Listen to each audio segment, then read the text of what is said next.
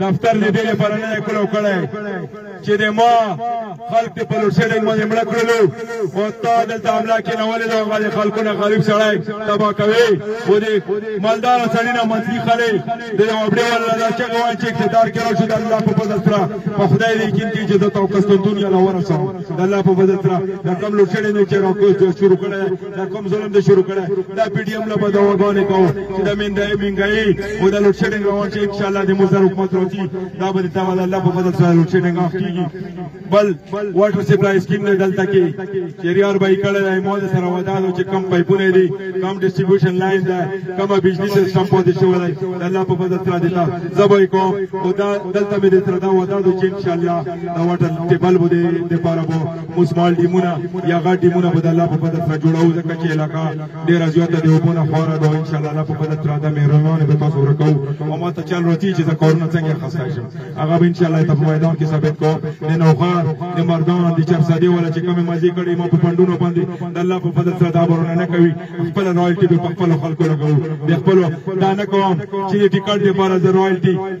هغه لور کم نوخار لور کوي مردان لور کوي یا چرسادي لور کوي یا سوات لور کم د ما رائلټي به ما د کوټ حق وي د ما د حلقي حق وي د الله په فضل سره رائلټي چاپلورونه نه چوري او چې کم حق رونه ولې هغه بیا خلک 2.5-4 کیلومتر کې الله په فضل سره ان شاء الله دا مل تر ودانو ان شاء الله چې راځو اقتدار کې چې دا کم کلی کې ګیس د پوتې دا کې ان شاء الله دا تعالی مو ګیس امرولو دا مندوري ولا خلک او دي قدر خېلو ولا خلک چې خېلو ولا خلک مندو ولا خلک یقین وساتو چې تاسو به ان شاء الله کارونه به ورکر کوي داوود بو سره په سره د ورکر سره ګرځيږي افتتاحګانې به ما ورکر کوي زه د افتتاحګانو شوقین نه ان شاء الله دا الله په فضل سره چې پنځه کال تیری اقتدار چې موږ ملو شو تاسو به یو کار نه پاتې کیږي دلته مو یو ورورو نسیم صاحب سابق تحصیل کونسلر هغه به وی چې داودا کتا ته ټیکټ ملو شو د پاکستان تحریک انصاف په تاونه دوا وکړه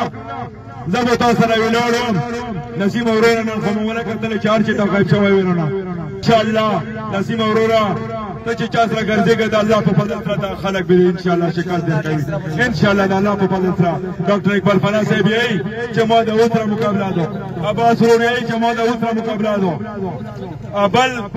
ابل یې الوټا په جندلو الوټا یې چې زبو داوود راوم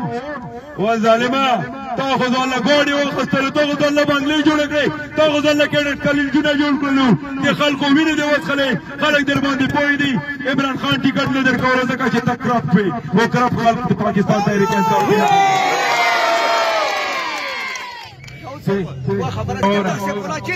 دا یو ته خواست دی چې په دغه قوم باندې رحم وکړه چې دا کم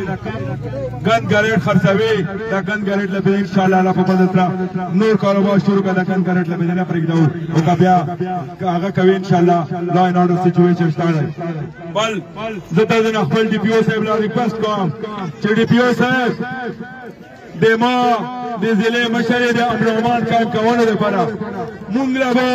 لیول پلینګ فیلډ راکوي او که لیول پلینګ فیلډ یې نه راکولو آئین او قانون په دایره کې به ډي پي او صاحب تا نه پوښتنه کوم ته د قانون نه بلتر نه یې د الله په فضل سره ډي سي صاحب تا ته درخواست کوم چې ما ورکر